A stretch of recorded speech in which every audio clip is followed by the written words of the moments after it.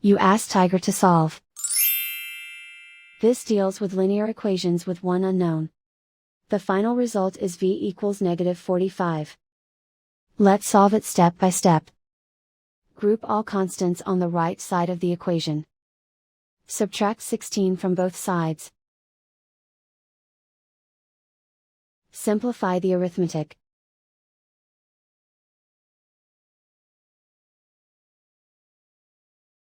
Isolate the v. Multiply both sides by 5. Group like terms. Multiply the coefficients. Simplify the fraction. Simplify the arithmetic. And so the final result is v equals -45.